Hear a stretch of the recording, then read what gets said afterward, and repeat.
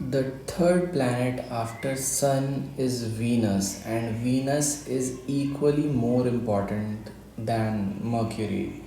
So in Mercury we saw कि जितनी भी इलेक्ट्रिकल अप्लायंसेस होते हैं या जितनी भी ऐसे स्ट्रक्चर्स होते हैं जहाँ पे इलेक्ट्रिसिटी फ्लो करती है उसको हम मर्क्यूरी से देखते हैं. Now Venus is related to hormones. हमारी बॉडी में एंडोक्राइन ग्लैंड्स होते हैं जो कि वीनस से देखे जाते हैं. जितने भी एंडोक्राइन ग्लैंड्स हैं वेदर मेल या फीमेल बॉडी में उनको वीनस से देखा जाता है. सेक्सुअल पार्ट्स के लोग जनरली कंफ्यूज कर देते हैं कि सिर्फ सेक्सुअल पार्ट्स को देखा जाता है, बट मैं थोड़ा अलग बात बताऊंगा यहाँ पे. एड्रेनलिन ग्लैंड, आपके थायराइड ग्लैंड, आपके मेल्स में आपके टेस्टस और फीमेल्स में आपकी ओवरीज, इन दोनों इन चारों पांचों ग्लैंड्स को और रेस्ट ऑफ द ग्लैंड्स जितने भी हैं, पैनक्रियाज हो गया या फिर जो भी ऐसे ग्लैंड हैं हमारी बॉडी में जो कि हॉर्मोन्स रिलीज़ करते हैं उसको वीनस से देखा जाता है. Venus is actually the will, the passion required to do a work. Passion, or I must say, it defines something. Venus defines something. The brand line, the clothing, the value. Any person, if he looks at Venus in his kundli, it will simply determine what kind of value he is going to get in life.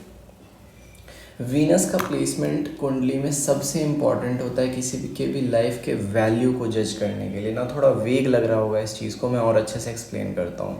अगर Venus पे कोई इन्फ्लिक्शंस हैं, Saturn की 7th दृष्टि पड़ गई या राहु पड़ गया, तो आपको हार्मोनल चेंजेस या फिर हार्मोनल इम्बैलेंसेस बहुत होंगे ह्यूमन बॉडी में. और मैं इसको बहुत एक्सपेंड कर सकता हूँ बट मैं एक्सपेंड नहीं करूँगा.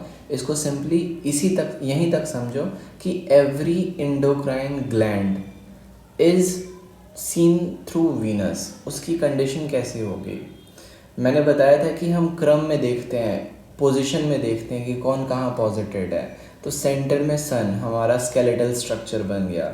उसके बगल में मर्क्यूरी, तो हमारा नर्वस सिस्टम बन गया. अब नर्वस सिस्टम के बाद हमारा एंडोक्राइन ग्लैंड आता है, हार्मोनल सिस्टम आता है. हमारे रेस्ट ऑफ द ऑर्गन्स जो हैं इनकी फंक्शनैलिटी को हमने हाउसेस के थ्रू पहले ही समझ लिया है. हमने जो 12 हाउसेस देखे हैं ये हमारे ऑर्गन्स के फंक्शनिंग को डिनोट करते हैं. और जो वीनस है, वीनस हार्मोनल ग्लैंड्स, जितने भी एंडोक्राइन ग्लैंड्स हैं जो कि हार्मोन्स रिलीज़ करते हैं, उनको देखा जाता है for the purpose of looking at how an individual is going to be in his life.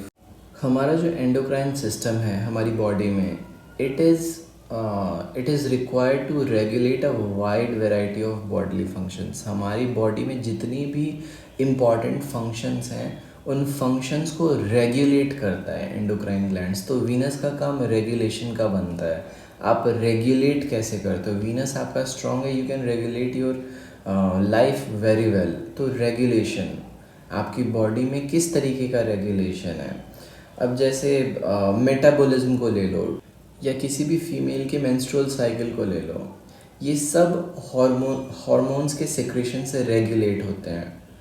तो एंडोक्राइन ग्लैंड्स जो होते हैं, जो हार्मोन्स रिलीज़ करते हैं, इनका काम होता है रेगुलेट करने का.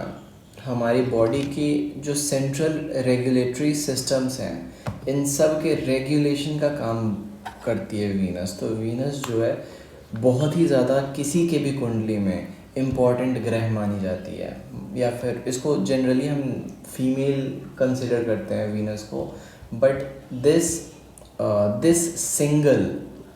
single planet decides how much power you will get in your life, how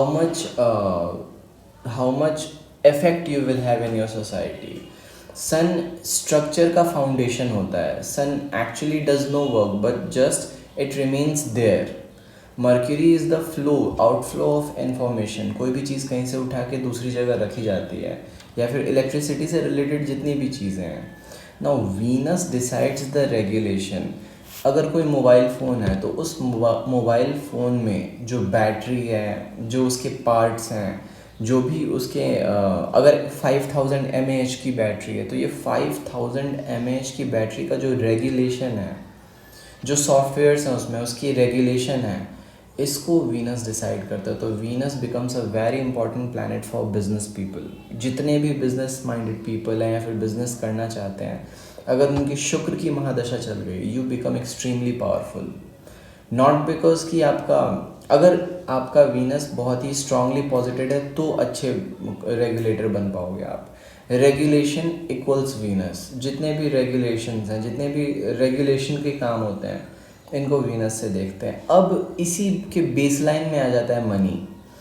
पैसे से ही किसी को रेगुलेट किया जाता है, किसी भी चीज़ को, किसी भी ऑपरेशन को हमारे सोसाइटी में। हमारी ह्यूमन बॉडी में एंडोक्राइन ग्लैंड्स का जो काम होता है, वही आउटसाइड द ह्यूमन बॉडी हमारी सोसाइटी में मनी का काम होता है। पैसे के लिए ही तो सारा काम करते हैं लोग, सर्वाइवल के लिए।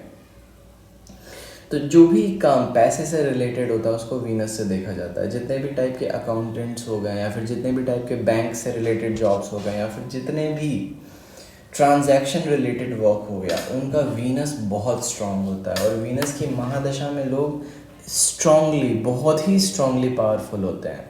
तो आप अपने कुंडली में देखो कि वीनस की पोजीशन क्या है, किस हाउस में प्लेस्ड है। जिस हाउस में प्लेस्ड होगा, आप उस हाउस को अपने अकॉर्डिंग रेगुलेट करते हो।